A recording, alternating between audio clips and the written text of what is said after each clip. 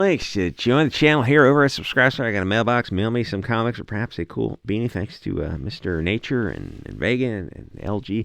So Captain Brie Larson and her humiliating failure, the massive collapse of her opening. The MCU is embarrassing. And for some reason, MCU, right? They call it MCU because it's, feminist propaganda. That bothers these Twitter soy boys who are rushing to defend billion-dollar companies. And you look at them and you go, you wouldn't defend any other billion-dollar company. The only reason you're doing it is because you know it's propaganda, which it is. Why women are to blame. God, I don't have a female audience. I love women. So compare Barbie to the Marvels. Women want traditional gender roles and less diversity. Do I say some of these things just to troll? Yeah, maybe in the beginning, but soy boy panty sniffers don't listen to this channel.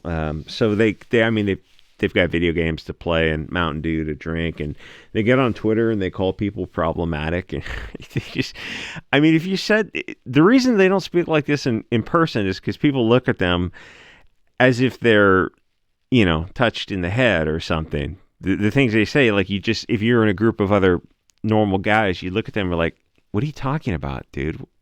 People don't talk like that. They talk like that on Twitter. And they talk like that on Twitter.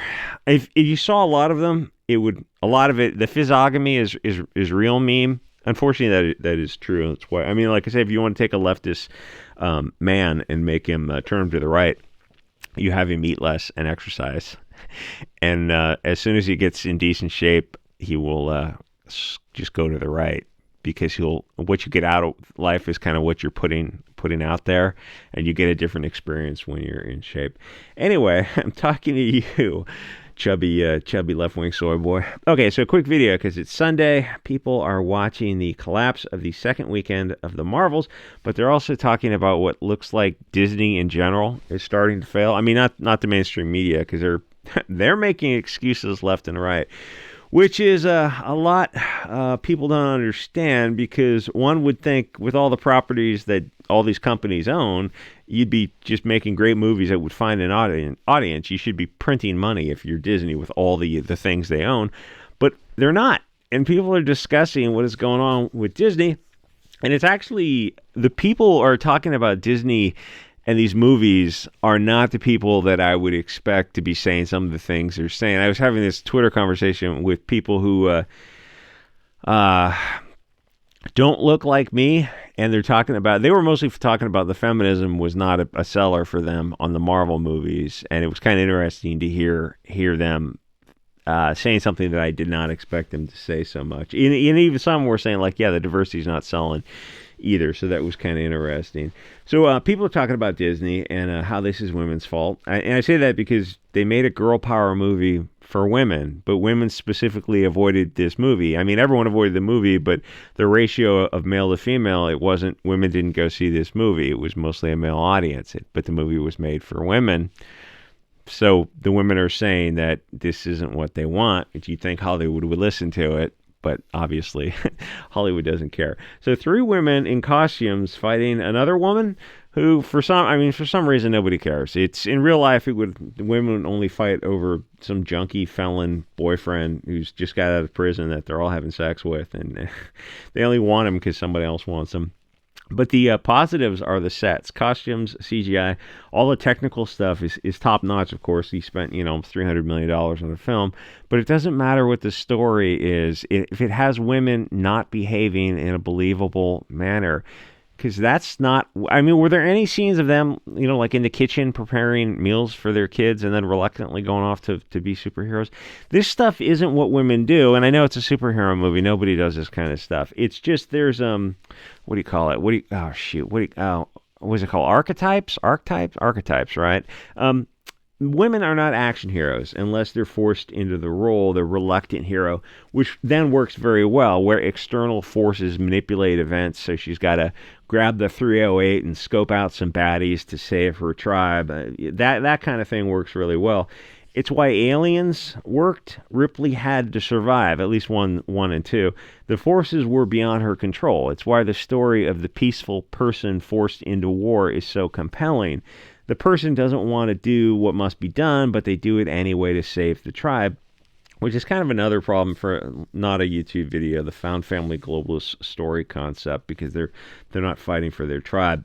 And you may not consciously speak of this, and nobody in the mainstream media will consciously speak of it because they get fired, but subconsciously it's working on you. Subconsciously, your subconscious is telling you these amazing stories, which is kind of why, I don't know, it's good to sometimes tap into that subconscious every once in a while, even if you need external tools to get you there. Anyway, so in the Marvels, you had 3 women from different tribes, which is the first mistake. They should have all been from similar tribes, so it's more believable. That's why I say every modern Hollywood movie is globalist propaganda, and I think it's been that way since post-World War II. But you had, and here's where it gets tricky, because if I remember right, they didn't go seek out their powers, and yet they're still horribly unlikable characters, except Ivan Vellani. She was likable, and she's not worried about the movie bombing because she knows out of these everyone in this movie, she's the one who's going to go on and make further movies. They might be a little bit lower budget movies, but she, if anyone's going to do something that connects with a younger audience, it's going to be her, because everyone else in the movie was just bizarrely out of place. So why did this movie bomb? Because like them getting their powers was just too contrived. The pre-story gives the women powers, so it would be irresponsible for them not to use them, to misquote Spider-Man. So why are men believable in these roles? Because men are action oriented. It's just too much to expect us to watch women put themselves and their ability to reproduce in danger. That's the subconscious part that's telling you this is just doesn't work. Women are supposed to be wives and mothers. We don't want to see them in a position where they have to be superheroes for life. How are they going to raise their kids? It's women in a negative role for life that turns people off. The only way it would work is if they got married and have a bunch of kids was the payoff for Brie Larson at the end of the movie. Nobody, of course, cares about the other two. No offense, it's just marketing 101. The pretty blonde is going to eclipse the other sidekicks. Though, I mean, if the movie was set up well, because like I said, oddly enough, the Ivan Vellani, the Kamala Khan character was kind of the star of the show. So Brie Larson has got to figure out at the end of the movie that she can transfer her powers to a well-suited man and become a wife and mother, which is her real desire, which oddly enough was what bothered people so much in, was it the Suicide Squad Part 1, where there was that scene of Harley Quinn? But that's not what Hollywood wants to showcase. Hollywood wants to push feminism and the destruction of the West, and no, that's not hyperbolic. These are the people of scale and room temperature blood. I don't know if they use iron or magnesium to carry oxygen, like octopus, octopi. You ever stop and ask, why don't you see traditional tribal movies or movies that showcase Christianity in a positive light, or the other Abrahamic religions in a negative one? How come it's only so one-sided? Or something like some movies with just European people in it, nationalists fighting against the globalist takeover, or Euros in a positive light and foreigners in a negative one. I ask this because we commonly see the obvious, and the brainwashing has gone for so long that people aren't even asking these questions. That's how you know when propaganda was effective, when it's multi-generational movie and print media has caused this level of self-censorship to the point where people don't even ask questions about the censorship. They really don't see the elephant in the room. They just kind of walk around it, but subconsciously get nervous.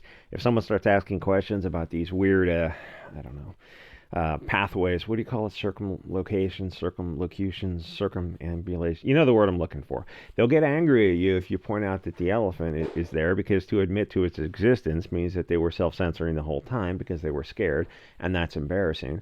Too many people just accept what's given without asking hard questions because they've learned that they'll be called istophobic if they ask, but they should really start questioning the whole concept. But people don't want to leave the matrix, which is why we drag them kicking and screaming anyway. So the media shills are not blaming Brie Larson's small opening on her. It's the fault of superhero ennui.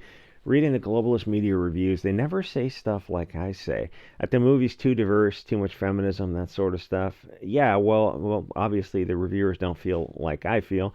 But isn't it weird that nobody in the mainstream media feels like I feel? Or rather, it's more accurate to say that they won't express the views me and probably you think. Nobody in the mainstream media says anything like this, showing that there's no diversity of thought in the MSN, but there is diversity of thought in social media and alt social media, so why isn't it expressed in the mainstream media? That's the kind of questions not being asked that I'm curious about. Why aren't people like me and you hired to write articles in the mainstream media? Isn't it time more people pointed out what a toxic far left environment the media is? We just kind of accept that the media is alt left bias, so you get that far left reviews on movies, and it shows the chasm between the audience score, which is a bell curve from left to right, but the media has got zero right or far right representation, and nobody does anything about how biased the media is. People just accept it, but it doesn't sell tickets. Hollywood makes diverse girl power cancer, and it loses money, so they make more of the same, and nobody questions why they keep making these stupid propaganda movies. They just accept that billion-dollar companies with the best market research on earth makes dogshit movies that people don't pay for. People paid for Barbie. It had two good-looking blonde-haired Europeans in the lead. The non-whites were ancillary characters, and it made $1 billion plus. Yet no media reviews will discuss the tribal aspects of it. If they did and they had the wrong narrative, they'd just be fired and blacklisted, and we just accept it, which seems kind of weird to me. Anyway, like, comment, subscribe. See you guys all next episode.